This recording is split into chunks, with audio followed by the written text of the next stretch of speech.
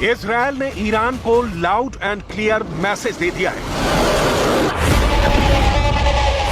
चुन चुन कर मारे जाएंगे इजरायल के खिलाफ साजिश करने वाले, मिसाइलों से नष्ट कर दिए जाएंगे इजरायल के दुश्मन।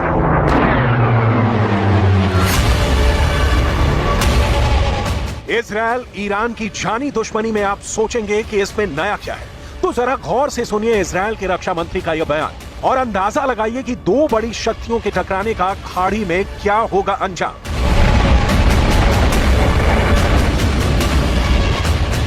यूक्रेन से 3000 किलोमीटर दूर तेहरान में इजरायल को तबाह करने की जो स्क्रिप्ट लिखी गई है, उसकी कॉपी लीक हो गई है।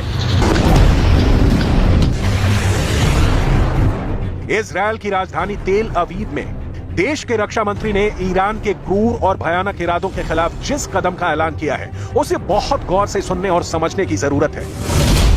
सीमित संघर्ष का दौर खत्म हो गया है। इजरायल नई सुरक्षा व्यवस्था का चैलेंज देख रहा है। इजरायल को अपने चारों तरफ से खतरा है। बहुत लंबे समय तक सीमित संघर्ष का दौर चलता रहा है, लेकिन अब वो खत्म हो रहा है।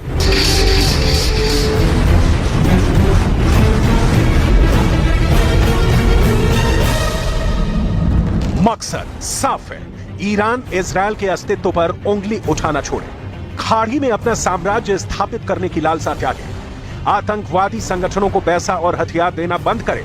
हम आपको आगे दिखाएंगे कि इजरायल ने ईरान को सबक सिखाने के लिए क्या बड़ी प्लानिंग की है, लेकिन उसके पहले इजरायल के रक्षा मंत्री का वो डेटा देख लीजिए जिसके मुताबिक ईरान इजरायल के खिलाफ कई संगठनों को पैसा दे रहा है।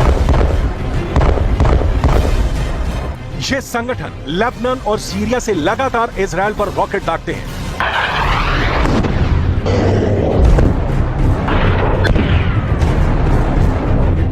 इजरायल के लिए 24/7 खतरा बन गए हैं।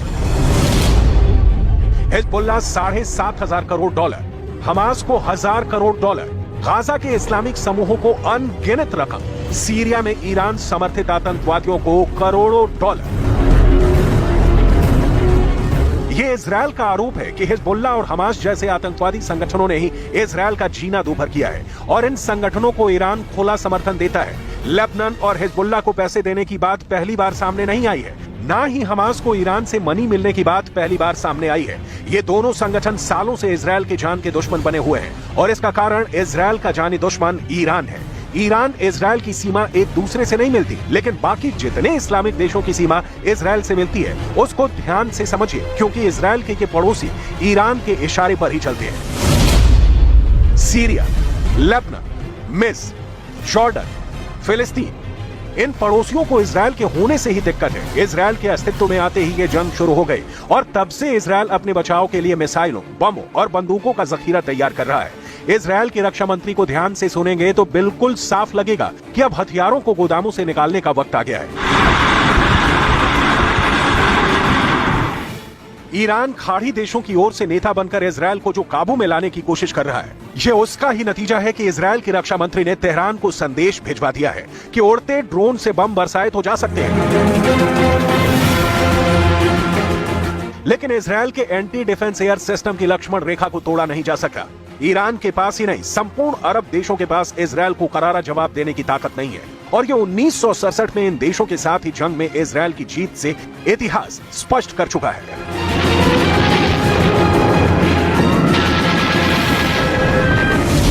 आईजीएफ लगातार ईरान की संपत्तियों को निशाना बनाता रहेगा जो इस क्षेत्र में मौजूद है।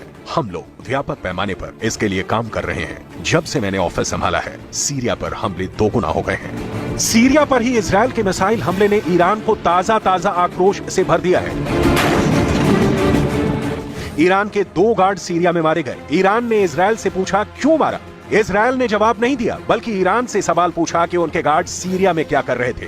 तनातनी की इस गर्मा गर्म जमीन पर जाहिर है युद्ध के बीच अंकुरित हो रहे हैं, जिसका अंजाम सिर्फ विनाश होगा। और सिर्फ ईरान इजरायल के टकराव की ही बात क्यों करें, इन दोनों के बीच खड़ी वो 2 महाशक्तियां भी बीच में आती हैं। जी, अमेरिका और रूस, जिनके वर्चस्व की जंग में यूक्रेन में शोले दहक रहे हैं। कभी यूक्रेन का बखूब जल रहा है, कभी सोलेदार, कभी कीव को उड़ाने की तैयारी हो रही है।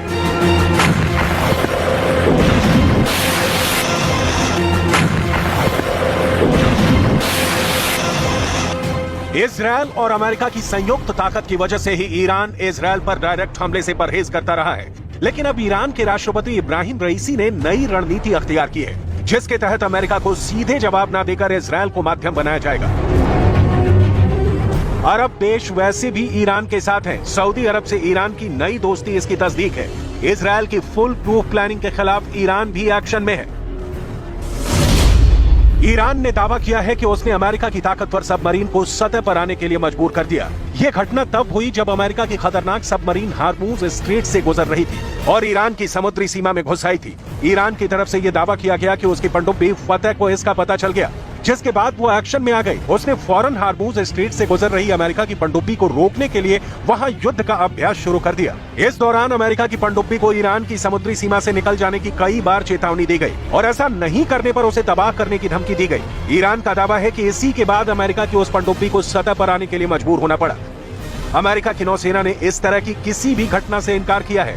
कुछ रोज पहले पश्चिमी मीडिया ने दावा किया था कि अमेरिका ने अपनी ताकतवर सबमरीन यूएसएस फ्लोरिडा को ईरान की सीमा के पास पहुंचा दिया है, जिसके बाद ये अटकलें लगाई जाने लगी थी। ईरान और अमेरिका युद्ध के मुहाने पर खड़े हैं, किसी भी वक्त जंग छिड़ सकती है। उस दौरान ईरान ने भी अमेरिका पर जंग भड़काने का आरोप लगाया था।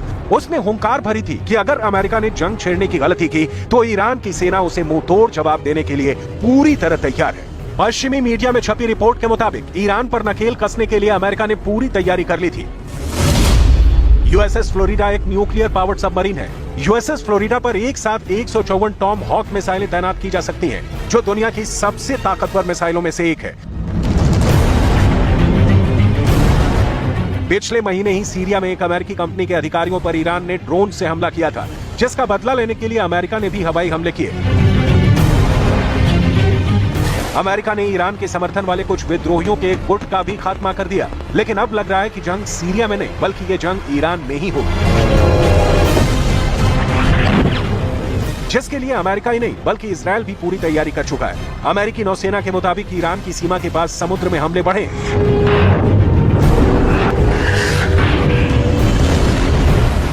ये हमले तेल के टैंकरों पर और इजरायल से जुड़े जहाजों पर हो रहे हैं। पश्चिमी मीडिया का दावा है कि ईरान की चुनौतियों से निपटने के लिए ही अमेरिका लगातार उसकी सीमा के पास अपने सबमरीन भेज रहा है। दावा यह भी है कि ईरान अमेरिका के इन पैतरों को समझ चुका है और वो भी जंग के लिए तैयार है। अमेरिका की पाबंदियों के बावजूद ईरान की बढ़ती ताकत अमेरिका ही नहीं बल्कि इजरायल के लिए भी चिंता का विषय है, क्योंकि ईरान के साथ इस वक्त सिर्फ अरब देश खड़े नहीं दिख रहे हैं बल्कि चीन, जिसकी मध्यस्थता में सऊदी अरब से फिर से ईरान ने दोस्ताना स्थापित किया, और रूस, जिसे ईरान ने कामिकाज़े ड्रोन सप्लाई कर बहुत बड़ी मदद की है। इसी ड्रोन देने की वजह से पुतिन ने दुनिया के बेजोड़ anti defence air system S-400 देने की पेशकश की थी। ईरान रूस का याराना बाइडेन के लिए बड़ी मुसीबत है और उस पर चीन की चालबाजियां। इजरायल फंसे, उसके पहले अमेरिका ईरान पर परमाणु बम बरसा दे तो ताज्जुब नहीं होगा, क्योंकि ईरान पर नकेल कसने की अमेरिका हर कोशिश कर चुका है। असल में ईरान, हिजबुल्ला और हमास, अल कुद्स ब्रिगेड, सीरिया, लेबनान, इन सभी को इजरायल पर हमले का नया बहाना यरूशलेम के अल अक्सा मस्जिद में इजरायल की सेना की एंट्री ने दे दिया है। गाजा में मौजूद इस्लामिक संगठनों को ईरान भड़का रहा है और इजरायल की मस्जिद में घुसने की कार्रवाई को इस्लाम के विरुद्ध बता रहा है, ताकि अरब देश जोर शोर से ईरान का साथ दें और इस बहाने इब्राहिम रईसी एक साथ इजरायल और अमेरिका दोनों को निपटा सके। सूडान में एक और भयंकर युद्ध छिड़ गया है और यह युद्ध इतना बड़ा हो गया है कि एक बार फिर रूस और अमेरिका आमने सामने आ गए हैं। लेकिन सबसे बड़ी बात यह कि रूस की प्राइवेट आर्मी पर चौंकाने वाले आरोप लग रहे हैं और ये आरोप इतने ज्यादा बड़े हैं कि खुद पुतिन भी घिर गए हैं।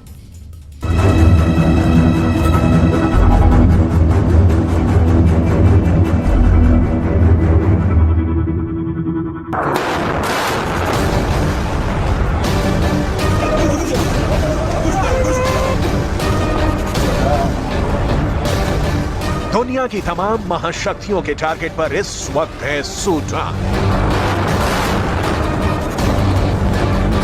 ब्रिटेन से लेकर सऊदी अरब और रूस से लेकर फ्रांस तक 1 दर्जन से ज्यादा देशों ने सूडान में लड़ रही दोनों सेनाओं पर अपने अपने दांव फिक्स कर दिए हैं। जो इंटरनेशनल ग्रेट गेम अब तक यूक्रेन में चल रहा था, वो ग्रेट गेम अब सूडान में शिफ्ट हो गया है। इस मौके पर दावा किया जा रहा है कि पुतिन ने यहां भी अमेरिका और ब्रिटेन को चित करते हुए बाजी मार ली है। आखिर सूडान के अंदर पुतिन का ग्रेट गेम क्या है? आखिर क्यों वैगनर प्राइवेट ग्रुप सूडान के अंदर मिसाइलें सप्लाई कर रहा है?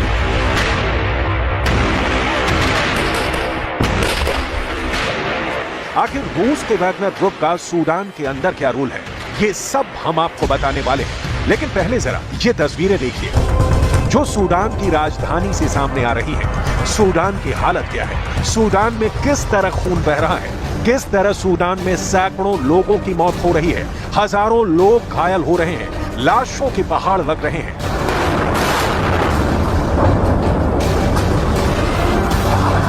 सूडान की परिस्थितियों का अंदाजा आप इस बात से लगा सकते हैं कि अमेरिका के दूतावास को भी यह हिदायत दी गई है कि वो दूतावास के दरवाजे नहीं खोले। इसी तरह भारतीय दूतावास को भी अपने दरवाजे बंद रखने के लिए कहा गया है। आम लोगों ने भी सूडान के अंदर अपने अपने घरों के दरवाजे बंद कर लिए हैं, लेकिन फिर भी वो बहुत ज्यादा डरे हुए हैं क्योंकि बाहर से लगातार फायरिंग की आवाजें आ रही हैं। सूडान में गली गली में बम विस्फोट से लोग मारे जा रहे हैं, लोग पूरी तरह घायल हो रहे हैं। सूडान के अंदर हो रहे संघर्ष में अब तक करीब 4000 लोग घायल हो चुके हैं। सूडान में कम से कम 450 से ज्यादा लोगों के मारे जाने का आंकड़ा बताया जा रहा है, जो शुरुआती है। यानी सूडान में मरने वालों के आंकड़ों में भी तेजी से इजाफा हो रहा है। सूडान के अंदर एयर स्ट्राइक हो रही है, लड़ाकू विमानों से लड़ाकू विमान टकरा रहे हैं। ये तस्वीर सूडान की है, जिसमें साफ नजर आ रहा है कि एक लड़ाकू विमान से निकली एक मिसाइल ने दूसरे लड़ाकू विमान पर सटीक निशाना लगाया। फाइटर जेट्स की ये फाइट दुनिया में खूब देखी जा रही है। सूडान की गलियों में खूनी संघर्ष चल रहा है, लोग एक दूसरे के खून के प्यासे हुए जा रहे हैं। Respecto a la evacuación de la colonia española y de otras nacionalidades que nos han pedido ayuda para poder ser evacuados, hemos dicho, por supuesto que sí, lo tenemos todo listo.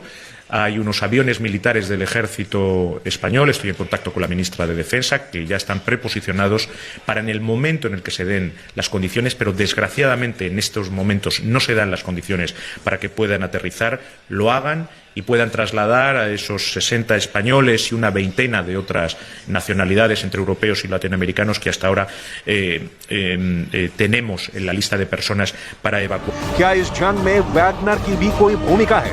क्या Sudan में Putin की private army उतर गई है? आगे हम आपको इन सब सवालों का जवाब देने वाले हैं, लेकिन सबसे पहले ये बताना भी जरूरी है कि आखिर सूडान के अंदर संघर्ष की वजह क्या है? सूडान में गृह युद्ध क्यों हो रहा है?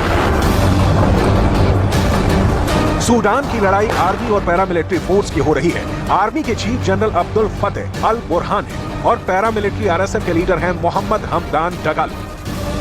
سنتجاوز هذه المحنة ونخرج منها أكثر وحدة وقوة وتماسك، ويزداد هتافنا قوة، جيش واحد شعب واحد. فإننا على ثقة في تجاوز هذه المحنة بالدربة والحكمة والقوة، بما يحافظ على أمن ووحدة البلاد وبما يمكننا من الانتقال الآمن للحكم المدني.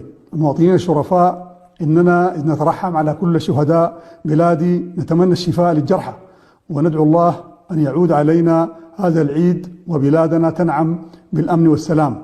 تحية لكم جند بلادي وأنتم تقدمون أنفسكم فداء لهذا الوطن العزيز. عاش السودان حرا مستقلا. सूडान की आर्मी के चीफ जनरल अब्दुल फतेह अल बुरहान और सूडान की पैरामिलिट्री फोर्स के लीडर मोहम्मद हमदान डगालो कभी दोस्त थे, और साल 2021 में सूडान की आर्मी के चीफ जनरल अब्दुल फतेह अल बुरहान और पैरामिलिट्री फोर्स के लीडर मोहम्मद हमदान डगालो मिलकर ही मिलिट्री सरकार चला रहे थे। यानी उस वक्त सूडान की मिलिट्री सरकार में नंबर 1 पावरफुल लीडर सूडान की आर्मी के चीफ जनरल अब्दुल फतेह अल बुरहान थे और नंबर 2 पावरफुल लीडर सूडान की पैरामिलिट्री फोर्स के लीडर हमदान डगालो थे। लेकिन बाद में सूडान की पैरामिलिट्री फोर्स के लीडर हमदान डगालो ने खुद पूरी पावर को कैप्चर करने की कोशिश की है और यहीं से युद्ध शुरू हो गया है। सूडान की पैरामिलिट्री फोर्स के लीडर हमदान डगालो ने सूडान के रॉयल पैलेस पर कब्जा जमा लिया है, जहां सूडान के राष्ट्रपति का आवास होता है। डगालो ने सूडान के कुछ इंटरनेशनल एयरपोर्ट्स पर भी कब्जा करने की कोशिश की है। बस इसी घटना के बाद से सूडान की आर्मी और सूडान की पैरामिलिट्री फोर्स आपस में बुरी तरह से भिड़ चुकी है और लोग एक दूसरे के खून के प्यासे हुए जा रहे हैं। تمر على بلادنا هذا العام مناسبة عيد الفطر المبارك، وبلادنا أصابها جرح بالغ حيث سقط القتلى والجرحى وتشردت الأسر ودمرت المنشآت والمنازل. فالخراب والدمار وأصوات الرصاص ما تركت مجالا لفرح يستحقه أهلنا في كل ربوع بلادنا الحبيبة، فإننا لجد حزينون لهذا المآل، لكن يبقى الأمل الدائم في أننا مع شعبنا العظيم. अब कई अमेरिकन न्यूज वेबसाइट ने यह रिपोर्ट दी है कि वैगनर ग्रुप सूडान की पैरामिलिट्री फोर्स के लीडर हमदान डगालो को मिसाइलों की सप्लाई कर रहा है। Now have reports of at least 9 children killed, at least 50 have been injured. Those numbers will continue to rise as long as fighting continues. Really important to remember this fighting, as many of you will have seen, also means that you've just got large numbers of people trapped. So they haven't got access to electricity and they're terrified of running out of food, of water, of medicines. लेकिन सवाल ये उठता है कि क्या Wagner group इतना ताकतवर है कि वो अफ्रीका के किसी देश के अंदर सत्ता के संघर्ष के बीच इतनी बड़ी दखलंदाजी कर सकता है? अभी पिछले महीने मार्च में ही एक बड़ी खबर आई थी।